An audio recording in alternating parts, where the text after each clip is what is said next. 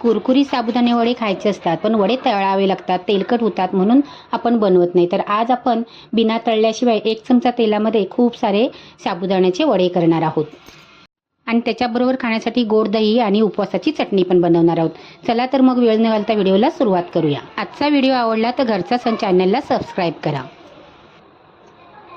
पाव किलो साबुदाणे रात्रभर असे भिजवून घेतलेले आहेत. चांगले नरम पडले पाहिजे. चांगले 2 बटाटे आहेत कुकरला शिजवून घेतले. 2 बटाटे आहेत 3 शिट्यामध्ये बटाट्याची शिजवून घेतले. त्यांना बटाटे सोलून घ्यायचे आणि साबुदाण्याने बटाटे आपल्याला असे कुस्करून घ्यायचे आहेत. साबुदाण्यामध्ये बटाटे आपल्याला चांगले मळून घ्यायचे. त्याच्याप्रमाणे मीठ घालायचं. 7 ते 8 मिरच्या आणि 2 इंच आलं. जसे तुम्हाला वडे तिखट पाहिजे ना त्याप्रमाणे मिरची घ्यायची, मिक्सरला फिरवून घ्यायची. अर्धा चमचा जिरं मिरची बरोबरच वाटायचं होतं, माझं राहिलेलं आहे म्हणून मी नंतर वाटते. त्याला पण आपल्याला फिरवून घ्यायचे. आणि 2 वाट्या इथे शेंगदाणे आहेत, चांगले खरपूस भाजून सोलून घेतलेले आहेत आणि जाडसर अशी त्याची भरट काढायची आहे. जास्त बारीक करायचं नाही, चालूबनमध्ये याला वाटून घ्यायचं. मिरची, आलं, जिरं आणि शेंगदाणे याचा ठेचा आहे. आपण बटाटे आणि साबुदाणे मळून ठेवलेले आहेत त्याच्यामध्ये हा ठेचा घालायचा आणि चांगलं व्यवस्थित असं आपल्याला एकजीव करून घ्यायचं आहे. मिश्रण हाताला थोडं तेल लावून घ्यायचं आहे आणि त्यातला छोटा एक गोळा घ्यायचा आणि हातावरतीच असं आपल्याला त्याला गोल करून घ्यायचा आहे. छोटा लिंबा एवढा मी गोळा करून घेतलेला आहे आणि त्याला असं आपल्याला गोल ताटलीवरती फिरवायचं आहे, म्हणजे साईडने कुठे क्रॅक गेले असतील ना ते जाणार नाहीत. आणि त्याच पद्धतीने आपण दुसरा पण करून घ्यायचा आहे. अशा पद्धतीने आपण सर्व वडे आहेत ना ते करून घ्यायचे आहेत. वडे न करून घ्यायचे आहे. आपण अप्पर पात्रामध्ये हे साबुदाण्याचे वडे करून घेणार आहोत. त्याच्यासाठी इथे अप्पर पात्र गरम करायला ठेवलेले आहे. या अप्पर पात्रामध्ये आपल्याला थोडं असं तेल घालून घ्यायचं आहे. अप्पे पात्रातलं तेल आहे ते चांगलं कडकडीत गरम करून घ्यायचं आहे आणि हे वडे ठेवायचे. पण वडे ना सुरुवातीला असे मध्ये ठेवायचे नाहीत, साईडने ठेवायचे.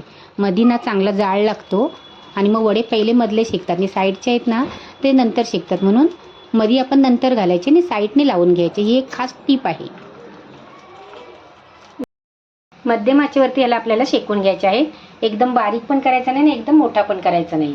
थोडं वाटलं तर थोडासा वाढवायचा, परत कमी करायचा, असे करून चांगले खरपूस असे यांना भाजून घ्यायचे. चांगले एका साईड शेकले की त्यांना पलटी करायची. अशी क्रॉस पलटी करायची, म्हणजे सर्व एका साईड एक बाजूने चांगले शेकले जातात. सर्व साईडनी फिरून आपल्याला चांगले व्यवस्थित असे हे वडे आहेत ना ते भाजून घ्यायचे आहेत.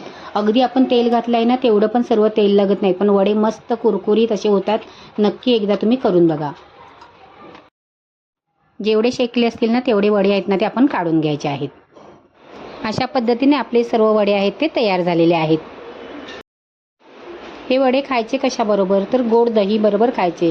दही आंबटवालं घ्यायचं नाही, गोडवालं दही घ्यायचं.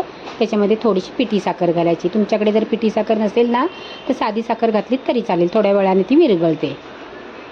दहीनं चांगलं फेटायचं, जेवढं तुम्ही फेटणार ना तेवढं खायला खूप छान लागतं आणि ओल्या खोबऱ्याबरोबर पण चांगले लागतात हे वडे. म्हणून 1 वाटी ओलं खोबरं घेतलेलं आहे.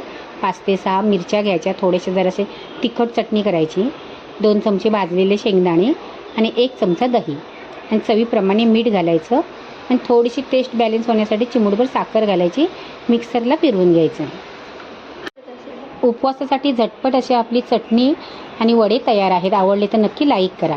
वेळात वेळ काढून तुम्ही माझे व्हिडिओ बघता त्याबद्दल मी तुमचे खूप खूप मनापासून आभार मानते. थँक्यू.